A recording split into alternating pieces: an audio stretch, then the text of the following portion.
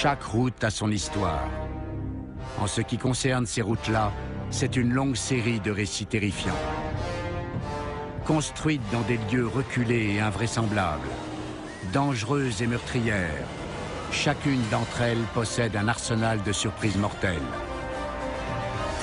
La plupart des personnes qui empruntent ces routes le font par nécessité, d'autres pour les sensations fortes, et certains se sont simplement écartés de leur chemin. Pour ceux qui font personnellement l'expérience de ce cauchemar, ce sont toutes des routes de l'enfer.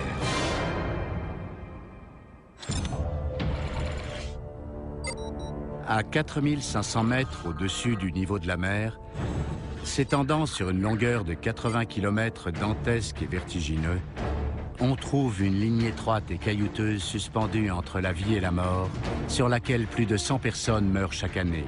Rouler sur cette route ne serait-ce qu'une fois défie toute logique. Pedro Cillerico l'emprunte tous les jours. Cette route est considérée comme l'une des plus dangereuses qui existent. Voici la route des Yungas en Bolivie, ou comme on l'appelle dans la région, la route de la mort. C'est l'unique voie d'accès permettant de relier les villages jalonnant la vallée du Yungas, ne laissant pas d'autre choix à la centaine de personnes qui l'empruntent chaque jour que de risquer leur vie. La plupart préfèrent laisser la conduite à des professionnels. C'est un voyage sur un terrain rude et sinueux au virage en épingle, bordé de précipices pouvant mesurer jusqu'à 800 mètres de profondeur. Rouler le long de cette route de 4,50 m de largeur revient à marcher sur une corde raide suspendue au-dessus des Andes.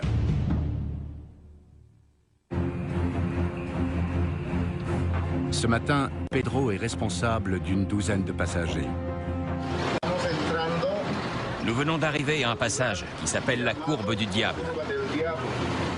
C'est l'un des tronçons les plus délicats de la route. La moindre erreur de manœuvre ici peut entraîner une catastrophe. 15 à 20 gros véhicules sont tombés en contrebas dans le précipice.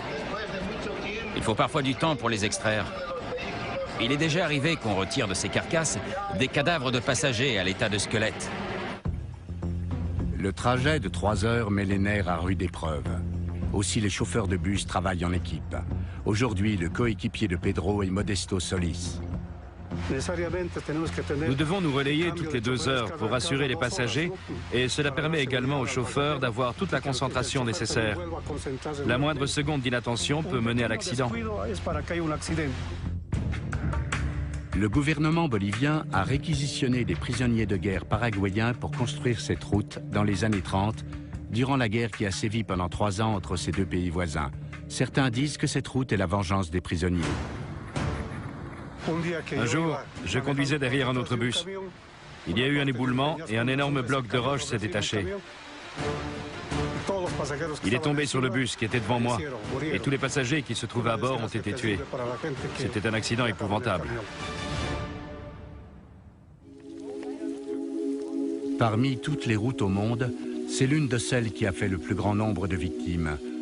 Son plus grave accident à ce jour s'est produit en 1983 lorsqu'un bus bondé est tombé dans le précipice. René Toro est encore hanté par ce terrible accident. 100 personnes ont péri dans cet accident. Il y avait parmi les passagers des personnes originaires de ma ville, Coroico. J'ai vu les corps alignés les uns à côté des autres. 20, 30, 40 corps, sous la pluie.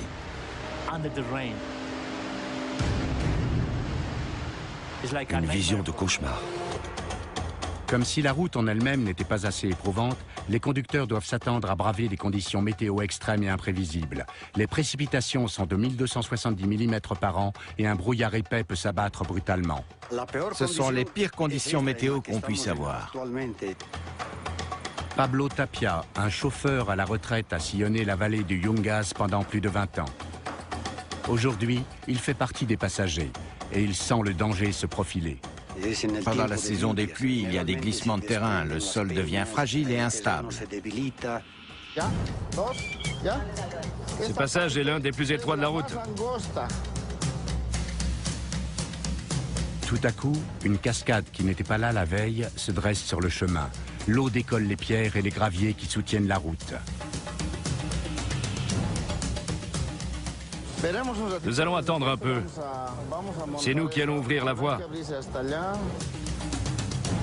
Les chauffeurs tentent de consolider la route. On a placé des pierres sur le bord et on va essayer de passer. Mais ce support de fortune n'est pas très stable. Le bus va probablement devoir rouler avec une roue dans le vide. Mais on devrait pouvoir passer. Le risque, c'est que si ça glisse, tout le monde bascule dans le ravin. Ils reprennent la route avec tous les passagers à bord. J'ai vu les chauffeurs qui essayaient de consolider la voie avec des pierres pour que les roues arrière du véhicule puissent passer. Mais à ce stade, l'eau qui s'écoule de la cascade a sérieusement dégradé l'état de la route, alors le passage risque de s'avérer un peu délicat. Les roues sont à quelques centimètres seulement du bord d'un précipice de 915 mètres. Il est impossible d'évaluer à quel point la route est glissante. Et avec très peu de traction sous les roues, il est beaucoup trop risqué de s'aventurer plus loin. Un autre chauffeur routier s'est trouvé dans une situation similaire en 2010. Et il y a laissé la vie.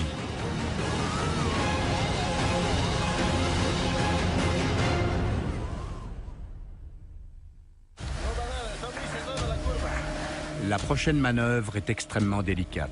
Prendre une mauvaise décision pourrait transformer ce bus en cercueil d'acier. C'est une énorme responsabilité, car la vie de nos passagers est entre nos mains.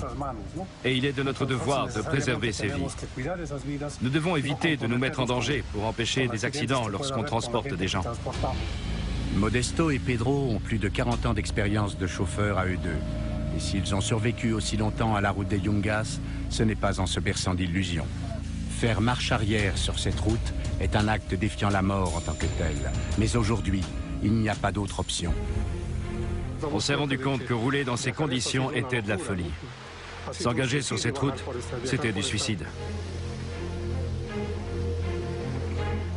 Aujourd'hui, les chauffeurs ont choisi le moindre des deux mots et c'est ainsi qu'ils débutent les 60 km de leur long trajet retour en marche arrière. Cette route me fait frémir de la tête aux pieds. Je tremble encore de peur après ce qui vient de se passer.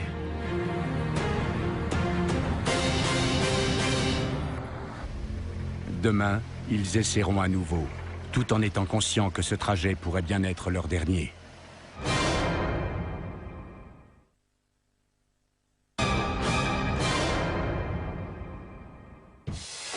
Qu'elle soit recouverte d'asphalte, de gravats ou de cailloux, chaque route de l'enfer renferme ses propres pièges. Des dangers qu'on ne voit pas venir, mais qui peuvent transformer la promenade du dimanche en un cauchemar meurtrier. Dans le sud-est des États-Unis, au cœur de la chaîne montagneuse des Appalaches, une portion de route sinueuse de 18 km longe la frontière qui sépare la Caroline du Nord et le Tennessee.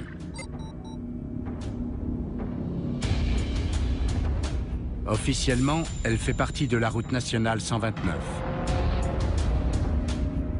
Mais ce tronçon aux courbes irrégulières et aux nombreux lacets successifs lui vaut le surnom de queue du dragon. Cette route a connu son lot d'accidents et j'ai vu des personnes y mourir. La queue du dragon a fait 24 victimes depuis l'année 2000. Un nombre incalculable de personnes ont frôlé la mort. Ce monument commémoratif témoigne de l'hécatombe. Ron Johnson possède un magasin qui s'appelle La Queue du Dragon. C'est un motard chevronné et il connaît cette route mieux que personne. C'est une route unique au monde. Elle comprend 318 virages sur 18 km. Elle passe en pleine nature. Il n'y a aucune intersection, aucune habitation aux alentours. Le Dragon, une ancienne piste indigène, n'a été goudronnée que dans les années 30. Durant des décennies, seuls les résidents des environs et quelques touristes perdus osaient s'aventurer sur cette route.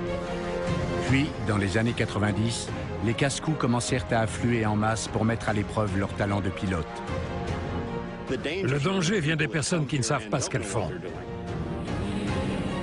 Il faut rester très concentré sur sa conduite et faire attention au freinage. Si on freine trop brusquement, on est sûr de quitter la route.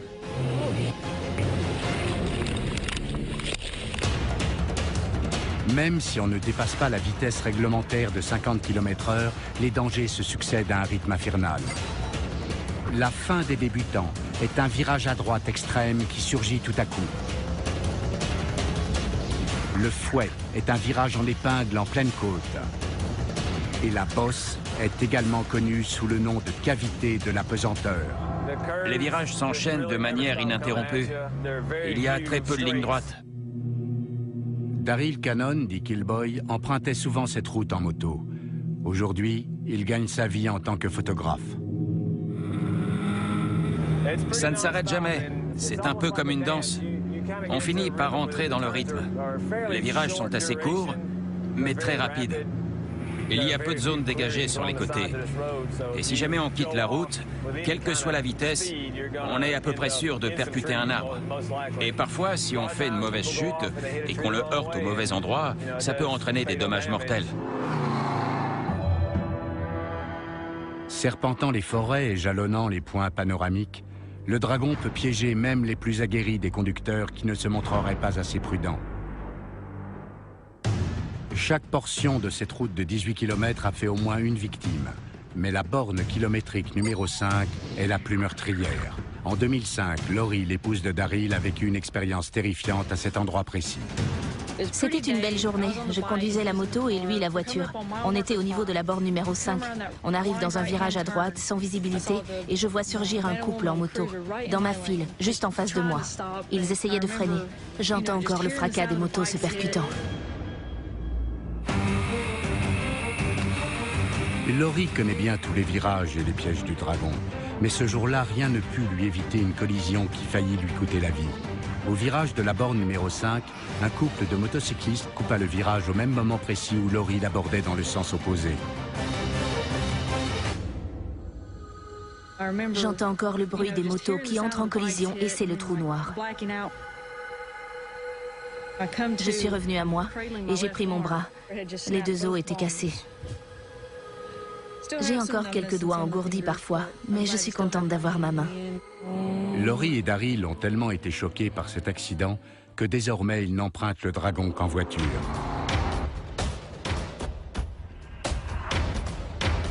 Peu de temps après l'accident de Laurie, pratiquement au même endroit, Ike Woodard a heurté de plein fouet un poids lourd qui roulait sur les deux lignes. Il a fini sa course sous le véhicule et il est décédé durant son transfert à l'hôpital. Il n'avait aucune chance d'éviter la collision. Je suis allé sur les lieux juste après l'accident. Il n'avait qu'une fraction de seconde pour réagir. Il a lâché sa moto et il a glissé sous les roues du camion. Il y a de plus en plus de poids lourds sur cette route, car sur les appareils GPS, elle apparaît comme étant un raccourci. Et sur les cartes, on ne dirait pas qu'il y a 318 virages étalés sur 18 km. Mais une fois engagé sur cette route, on ne peut plus faire demi-tour. Il faut être sur le qui-vive. Il est quasiment impossible pour les poids lourds de rester dans leur ligne. Chaque virage représente un piège mortel. Le danger, c'est lorsqu'on en croise un dans un virage. Vous prenez l'arrière du camion de plein fouet. À deux reprises, alors que j'étais au volant de ma voiture, j'ai dû mettre les roues droites dans le fossé pour éviter un camion qui arrivait en face. Et je l'ai évité de justesse.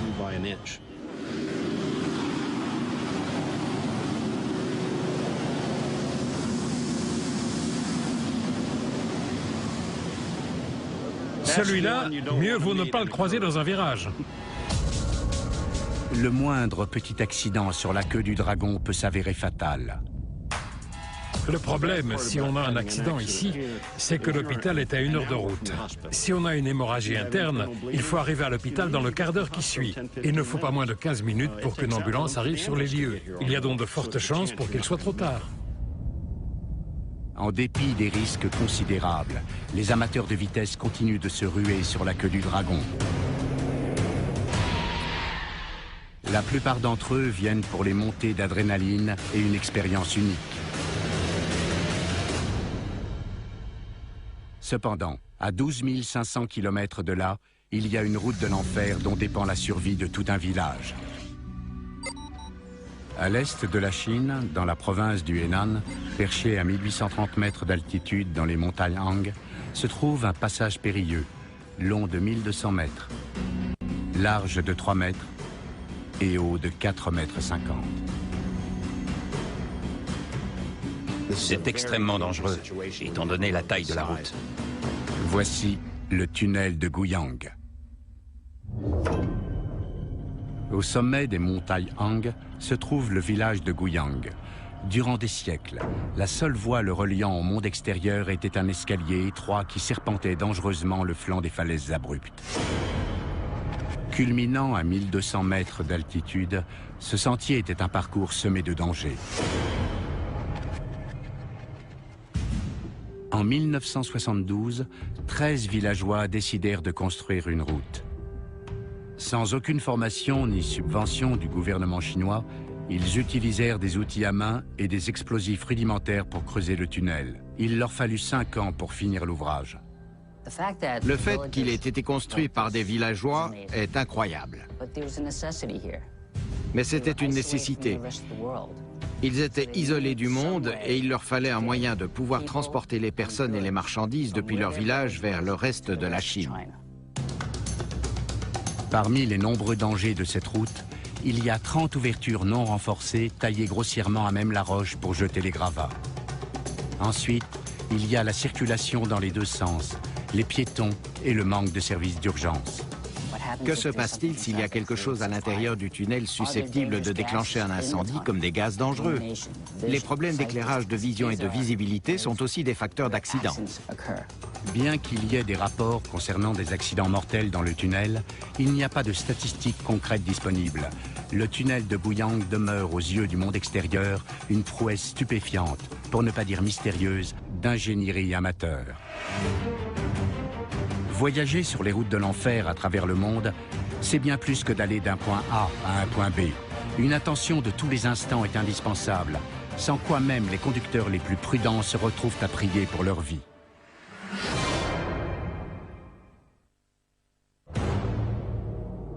Au sud-est de l'Utah, creusé au flanc des montagnes Cedar Mesa, au beau milieu de nulle part, se trouve un chemin caillouteux appelé le Moki de Gwe. Au premier abord, il a l'air plutôt innocent, mais il ne faut pas se fier aux apparences. Cette route demande beaucoup d'attention et de respect. Elle est potentiellement meurtrière. Ce tronçon de route de 5 km a été construit dans les années 50 pour transporter le minerai d'uranium depuis les montagnes jusqu'à une usine de traitement de la région. Aujourd'hui, plus de 40 000 automobilistes par an empruntent cette route. La plupart sont des touristes qui ne sont pas préparés à ce qui les attend. Cette route est escarpée et il y a souvent du verglas. Mais c'est la longue série de lacets interminables qui peut prendre en défaut les automobilistes. Même si on s'en tient à la vitesse réglementaire de 8 km/h, il est facile de mal évaluer un virage et de tomber dans le ravin. Le Moki de Gwe fait partie du système de route de l'État et à ce titre, il est régulièrement entretenu. Lee Myers travaille sur cette route de l'enfer depuis 16 ans et il sait à quel point elle peut être imprévisible. Le temps est assez variable. Il peut être capricieux. La route peut passer de sèche et poussiéreuse à humide ou inondée, avec des chutes de pierre. On ne sait jamais à quoi s'attendre. À chaque fois qu'on emprunte cette route, les conditions peuvent changer très rapidement. Les conditions climatiques extrêmes ont conduit à l'érosion de la surface de la route. Et quand l'eau et la glace commencent à fendre le flanc de la montagne, des blocs de rochers peuvent se détacher inopinément. La sécurité du public est une préoccupation constante. Nous essayons d'établir une bonne communication avec les agents de police du coin afin qu'ils nous informent des conditions. L'agent Mary Tuxhorn, rattaché au bureau de la gestion de la nature, fait des patrouilles régulières sur la route, à l'affût d'automobilistes en détresse. En contrebas, hors de portée, les carcasses métalliques rappellent encore et toujours à quel point ces lacets peuvent être dangereux. Il y a des épaves de voitures devenues historiques qui n'ont jamais été retirées du ravin. Ce sont des conducteurs qui ont loupé un virage.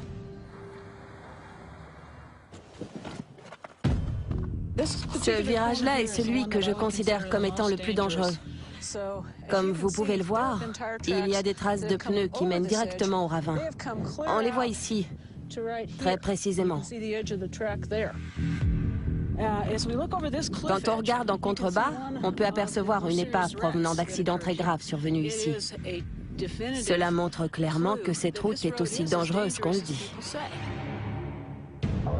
En dépit des nombreux dangers, Lee Myers est toujours là, quelles que soient les conditions météo, dégageant la route avec un engin gigantesque, une niveleuse de 9 mètres de long.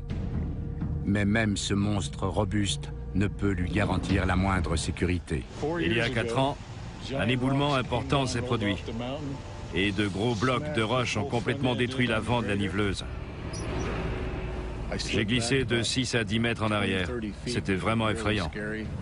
C'était la première fois que cela m'arrivait. Il faut être très prudent et se souvenir que cette route est traître.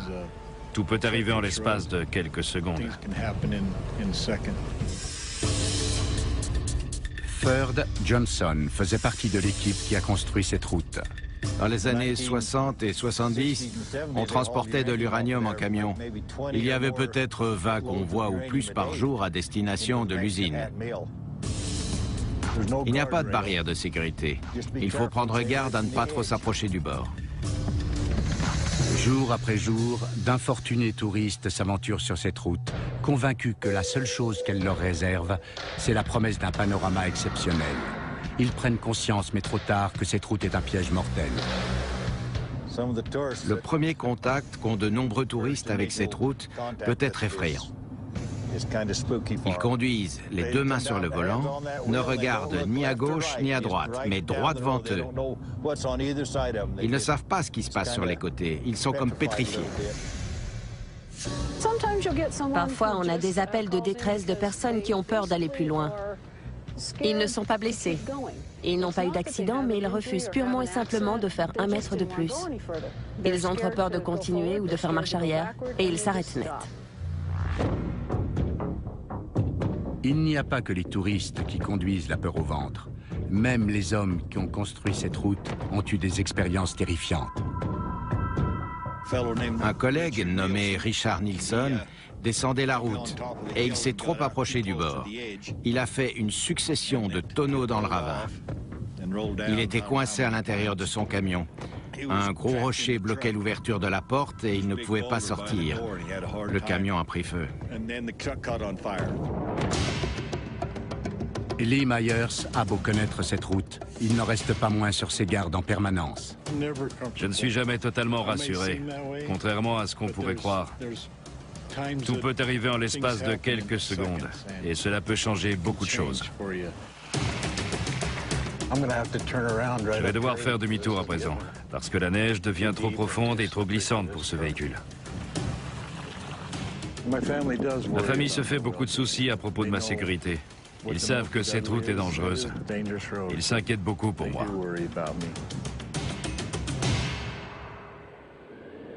À 12 000 km de là, dans le sud de l'Asie, se trouve une route épique longue de 1290 km qui conduit les automobilistes au sommet du monde et bien au-delà.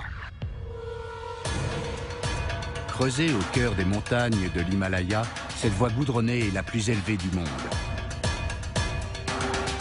Reliant Islamabad à Kashgar, cette route monumentale est considérée dans la région comme une merveille du monde. C'est un parfait exemple de route comptant parmi les plus dangereuses. Voici la route de Karakorum.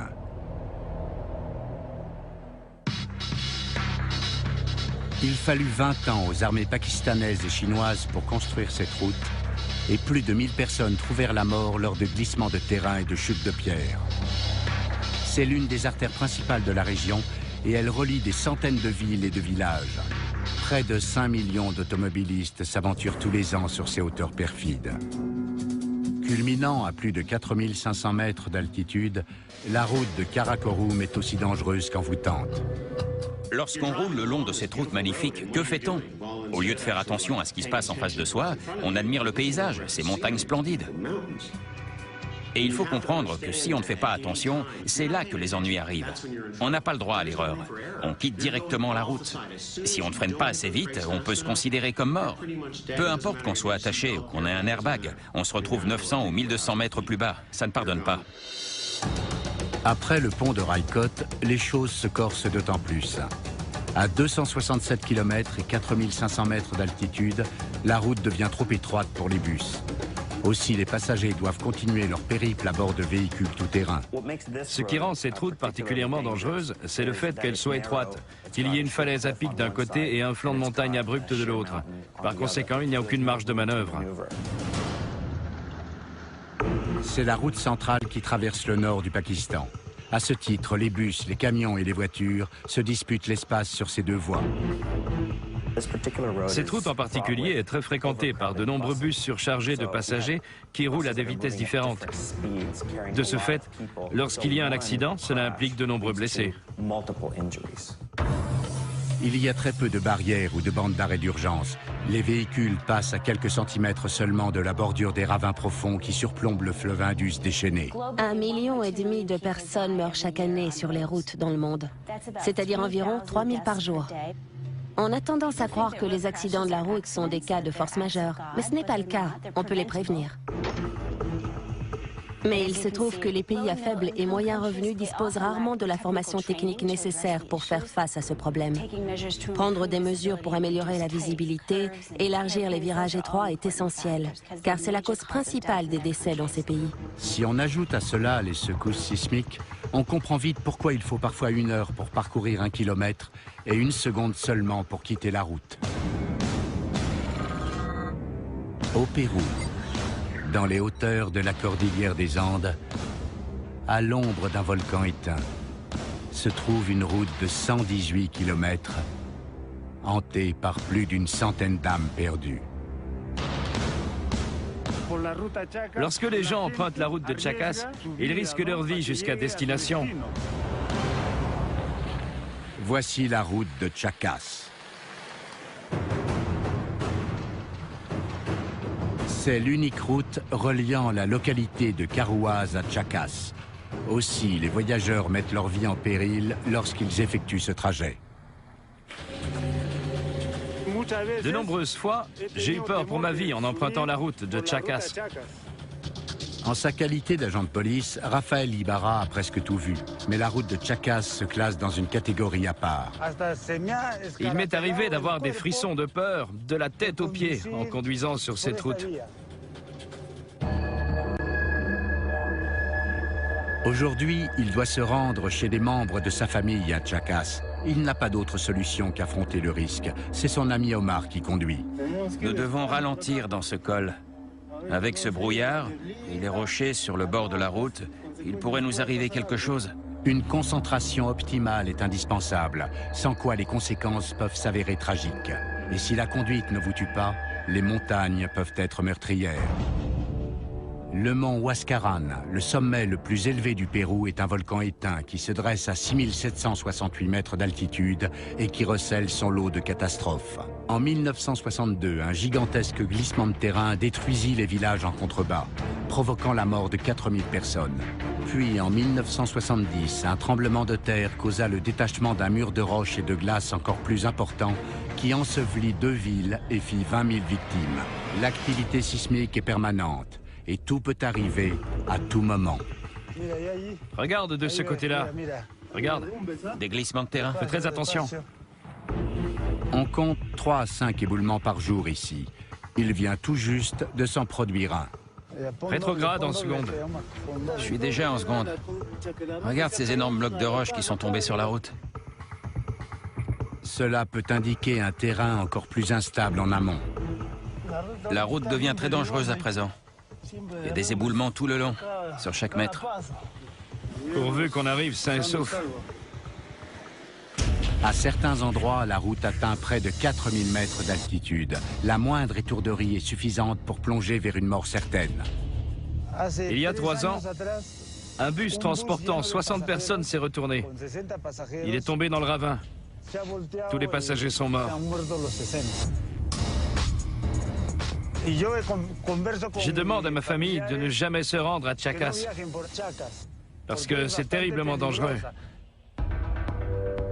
Évoluant à la limite des neiges éternelles, le temps peut changer en un instant. À cause de toute cette neige et de la pluie, cette route est constamment recouverte. C'est pour cette raison qu'elle est aussi dangereuse. Elle devient très escarpée et on n'a plus de visibilité. Tout est recouvert. En juin 2011, Maximo Fuentes roulait sur la route de Chacas lorsqu'il perdit le contrôle de son camion qui alla s'écraser dans un ravin 30 mètres plus bas. Il fut miraculeusement extrait de son véhicule avec seulement quelques blessures superficielles. C'est à cet endroit précis que mon camion est tombé dans le ravin à cause de la pluie et de l'état de la route.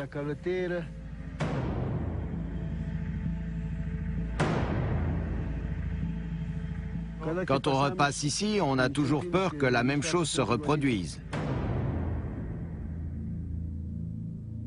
C'est la peur qu'on ressent à chaque fois. Omar et Raphaël ont atteint le sommet de la montagne qui est considéré comme un lieu sacré. On dit qu'il y a des esprits pleurant toutes ces morts tragiques qui se produisent sans arrêt ici, à cause des accidents de la route. Beaucoup sont convaincus que la route entière est hantée. Certaines personnes affirment qu'elles entendent des lamentations, des bruits, des sifflements. C'est ce qu'on dit.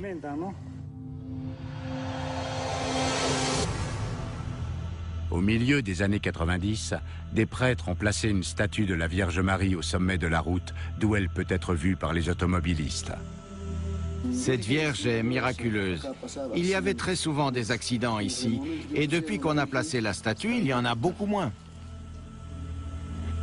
Les survivants d'accidents de la route, comme Maximo, se rendent sur ce lieu saint pour déposer des offrandes. Je suis venu apporter des fleurs plusieurs fois quand je voyageais dans le coin. Je lui suis tellement reconnaissant.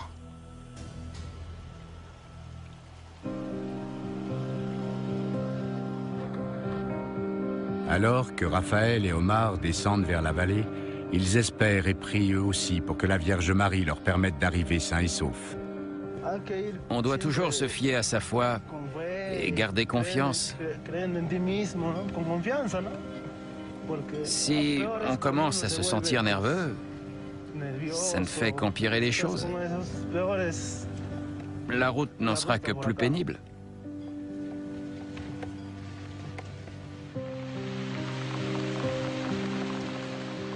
Les voyageurs qui empruntent la route de Chacas sont à la merci des montagnes. À 6400 km de là, il en va de même pour le col de la Montagne Rouge au Colorado. Mais le piège le plus dangereux des Rocheuses n'est pas les glissements de terrain. C'est un monstre blanc et rugissant qui peut ensevelir des êtres vivants. Et un détour sur la route de l'enfer par excellence, où même le macadam est synonyme de zone de guerre. Nichée en plein cœur des montagnes rocheuses au Colorado, se trouve une route de 40 km à la fois intimidante et pittoresque. Construite dans les années 1880 pour l'acheminement du charbon, cette route est désormais fréquentée tous les ans par plus de 750 000 personnes. C'est la seule voie reliant Ouray aux localités de Silverton et Durango. Des pentes escarpées, des virages brusques et des précipices vertigineux ne sont que quelques-uns des dangers qui jalonnent cette route. La route elle-même est un ruban d'asphalte qui est extrêmement dangereux. Bienvenue au col de la Montagne Rouge. C'est un trajet éprouvant, même lorsque les conditions météo sont excellentes. Alors que l'altitude s'élève rapidement à 3000 mètres, les automobilistes doivent naviguer sur des lignes étroites sans barrière de sécurité pouvant les protéger d'une chute mortelle. Et ceci par beau temps. Lorsque la météo est mauvaise, la nature peut déployer son arme la plus redoutable, une avalanche. En moyenne, 25 personnes meurent chaque année dans des avalanches aux États-Unis, près de la moitié dans le col de la Montagne Rouge. L'ancien prévisionniste d'avalanche, Jerry Roberts, a parcouru cette route des centaines de fois. Il sait qu'il ne doit jamais relâcher son attention. Lorsque j'emprunte le col de la Montagne Rouge, je pense au danger, à la mort, à la beauté. C'est un sentiment partagé. Les conditions climatiques sont très variables, l'état de la route aussi. Ces virages sont mauvais et quand il y a des graviers, il arrive que certains conducteurs quittent la route et finissent en bas dans le ravin. C'est une route très dangereuse, à plus forte raison en hiver. Une légion entière d'agents d'entretien est nécessaire pour garder cette route dégagée. Surtout durant les 7 mois de l'année où les chutes de neige et la glace recouvrent la montagne. Paul Wilson fait partie de ses agents. Cela fait 2 décennies qu'il lutte contre les éléments. C'est la route la plus dangereuse que je connaisse, en raison du terrain, des avalanches, des éboulements, des coulées de boue, des falaises abruptes. Si on ajoute à cela les graviers instables et une surface glissante, les automobilistes peuvent rapidement déraper et tomber dans le ravin. Aussi, Paul inspecte chaque mètre carré de la route. Il faut constamment savoir où l'on est et quelles sont les conditions. Il faut faire attention à la circulation en face. Il y a parfois des animaux. Il y a pas mal d'éléments dont il faut tenir compte en permanence. C'est un peu contradictoire car il y a des paysages et un ciel magnifique. Et il y a beaucoup de dangers dont on n'est pas forcément conscient. J'ai quasiment tout vu ici, à la Montagne Rouge. J'ai beaucoup de respect pour cette montagne. Mais le respect ne suffit pas pour sauver la vie de quelqu'un si une avalanche se déclenche. Avec une vitesse supérieure à 320 km/h, 2 tonnes de pression au mètre carré, c'est un phénomène implacable. Pendant que Paul inspecte la route, les prévisionnistes d'avalanche, Ethan Green et Susan Hale, étudient minutieusement les pistes en amont. Nous surveillons la neige qui tombe, son poids et la force du vent, car celui-ci va déplacer la neige vers les zones de départ d'avalanche. Lorsqu'il y a suffisamment de facteurs réunis, on sait qu'il est temps d'agir.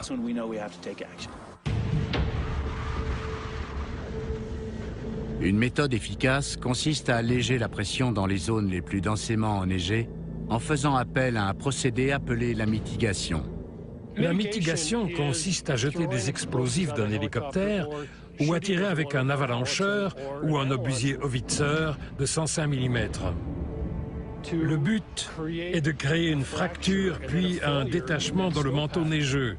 Ceci permet de faire descendre la neige et de pouvoir dégager ce couloir.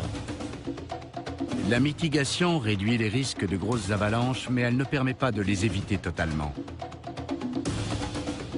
En 1992, Danny Jaramillo et Eddie Himmel étaient en train de dégager la route après une avalanche lorsqu'une tragédie survint.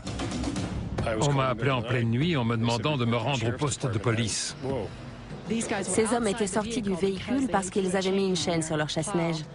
Et ils ont tous les deux été emportés par une coulée secondaire.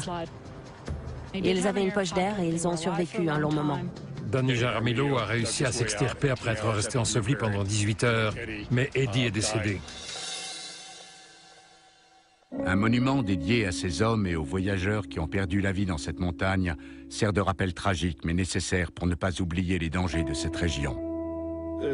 C'est important et je trouve que c'est une très bonne chose qu'on ait érigé ce monument ici, en mémoire de tous ceux qui ont péri, surtout les conducteurs de chasse-neige. Beaucoup de gens s'arrêtent pour le regarder. Cela aide à mesurer les risques et prendre véritablement conscience de ce qu'il y a plus bas.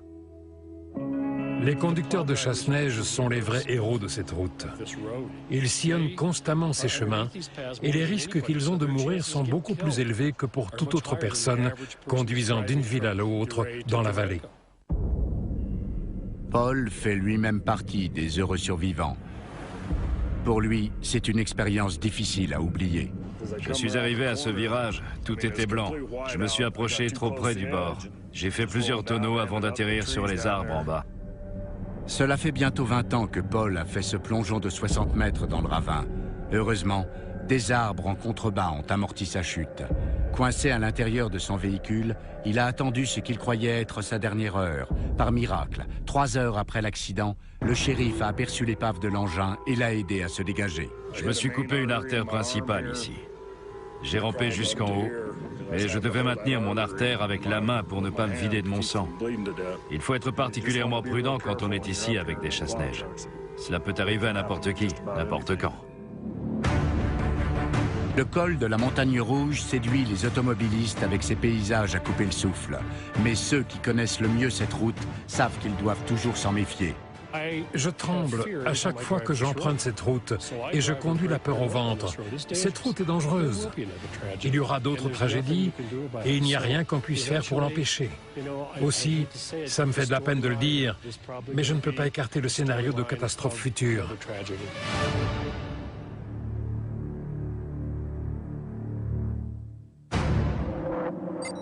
Au cœur de l'Afghanistan se trouve une route de 100 km des plus terrifiantes. Construite il y a des milliers d'années, c'est un itinéraire qui est emprunté pour le commerce et le voyage dans cette région accidentée de l'Est de l'Afghanistan. Une grande partie de la route est caillouteuse, mais ce n'est pas le plus dangereux. Les coups de feu, les explosions de bombes en bord de route et les embuscades valent à cette route sa réputation de col de la mort. Cette route constituant un accès important pour relier les différentes zones reculées de l'Est de l'Afghanistan au reste du pays, les forces de la coalition l'ont goudronnée entièrement. Mais tout le monde n'est pas ravi de leur présence. Des tensions tribales anciennes et des seigneurs de guerre qui se battent pour maintenir leur pouvoir attisent les conflits avec les troupes étrangères. On est dans un contexte différent. Les gens se tirent dessus. On ne pense pas au nid de poule devant soi, mais à ce qui nous attend à chaque détour sur cette route. On n'est pas dans le contexte habituel d'une route où on pourrait avoir des ennuis parce qu'on est trop concentré sur son téléphone portable. Il faut faire attention à ce qu'il va y avoir quand on arrive au sommet d'une colline, aux éventuelles explosions en face de soi. Il faut garder constamment ses sens en éveil tout en conduisant à vive allure. Ce doit être quasiment impossible. Tous ceux qui empruntent cette route le font à leurs risques et périls. On a eu des attaques lancées depuis ces collines, là-bas. Lorsqu'on arrive au sommet du col, il y a des attaques provenant de la chaîne de montagnes de l'autre côté. C'est de là qu'ils opèrent. Le lieutenant-colonel Rob Campbell connaît parfaitement bien ce col. Cet endroit est une zone à problème pour nous, car vous le voyez, si on est ici, et pas là-bas, dans le coin, l'ennemi peut nous prendre pour cible. On ne peut pas voir ce qu'il fait. On peut tomber dans une embuscade. C'est une position difficile.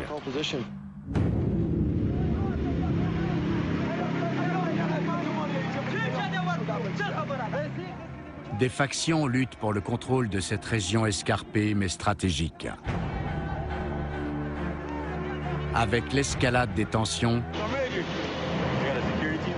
il ne faut pas grand-chose pour que la situation dérape. C'est une dispute entre forces de sécurité. Mais elles sont en train de la désamorcer sans violence. On n'entend pas de coups de feu, tant mieux. Tant qu'une solution durable n'aura pas été trouvée à travers un dialogue pacifique, cette route demeure un champ de bataille pour les belligérants armés. Il n'y a aucun intérêt à reconstruire cette route pour qu'elle soit détruite par des explosions ensuite. Aussi, dans le cas présent, la sécurité est la priorité. Sinon, on va passer de très longues années à construire et reconstruire cette route.